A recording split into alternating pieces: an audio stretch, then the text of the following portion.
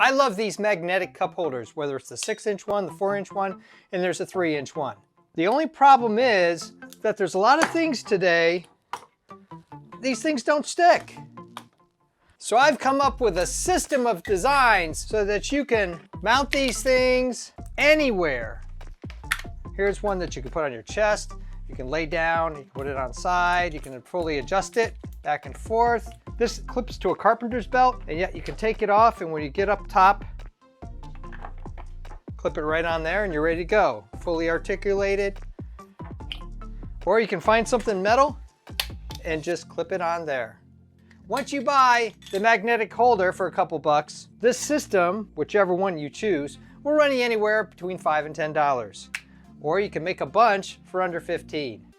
So now we'll go to an overhead shot and I'll show you all the components of this design. For this build, you're going to need a couple things. First of all, you need the magnetic parts holder. This is a 6-incher, this is a 4-incher, and then there's a 3-incher that's even shorter than this. Okay, so this is the magic of the magnet on the back. So what you want to do is find some cans that work. So it has to be, in this case, a little over about 3.5 inches, anywhere from 3 1/4 to 3.5 inches. So this one measures 4 inches, and this one that I've used measures 2 3/4 inches, and the magnet itself is 2.5. So it just goes right on there like this. Now you can get these from all sorts of different containers. Salsa containers and pickle containers seem to be about the right size for the 4-incher, and then something a little bigger. If for some reason you can't find these lids, then you can certainly go with these ball jar lids. This one here is 3.5 inches, so it fits over there real nice. And this one is 2 3/4 inches. You don't want a lot of play in there. That one has no play at all, which is kind of good. And what I found is all you need to do in order to keep this piece of the lid and this piece of the lid together, take a glue gun and put it in a nice thin bead, let it dry, and then there you go. But the magic part comes with these action cam components. Everything you see here, let me get a couple more, plus the tops, you can get anywhere from $15 to $27. This is a chest action holder, and then this is something I kind of came up with. There's another version of it. I'll post up there that build. It's made out of plexiglass and a couple screws and bolts and washers. It's pretty simple, and it's cheaper than getting something like this. Here's one for your wrist and a clip. If you're just making these mounts, you can make half a dozen of them under $30, which brings it down to about $4 or $5 a piece. If you have these mounts already, you can use them, and the only thing that you're sacrificing is possibly this connector here and maybe some cutting, which I'll show you a little bit later. Here's a wrist version. Not only can it be worn around your wrist, but it can also be strapped onto a pole, a post, piece of 2x4, fencing, whatever it is. You know, you can just adjust it any way you want. Now you can see that I actually cut down into here because the way these mounts work is you clip them into the piece you glue to. You're not going to be able to clamp those together. So you can see what I did is I actually took this one here and cut this piece off with the hacksaw. It was pretty easy, and actually this is easier doing this than this because there's a lot more clearance in there.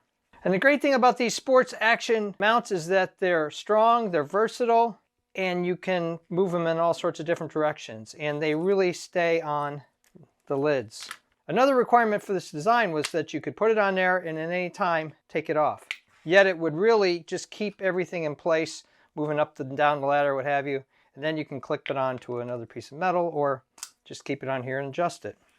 So you can see that instead of using these twist-on connectors, I just use some of these machine screws, number 1032, that's what the thread is, and 3/4 inch long. You can clip it onto any strap. It has a pivot point here, it has this pivot point here, and pivot point here.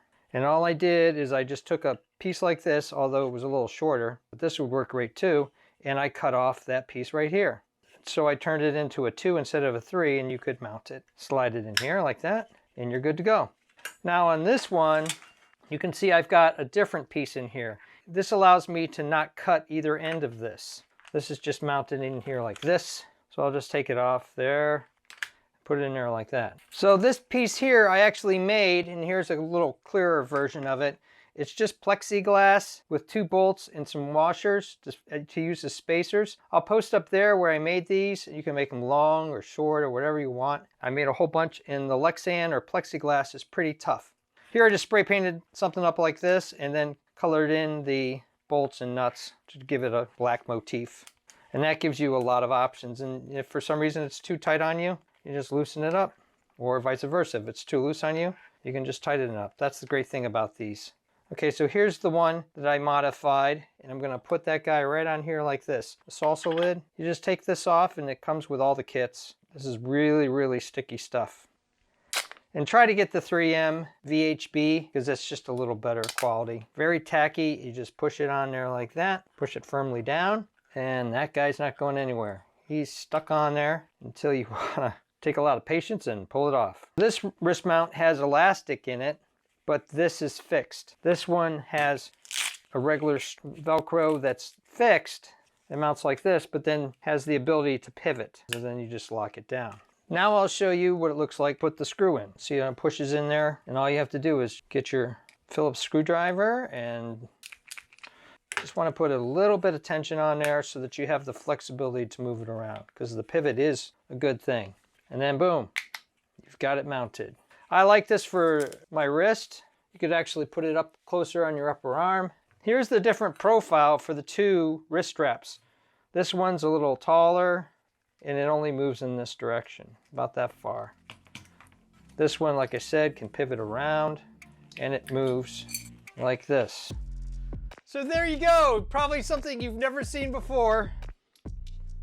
Portable magnet holders that can go anywhere, to any surface, way beyond metal.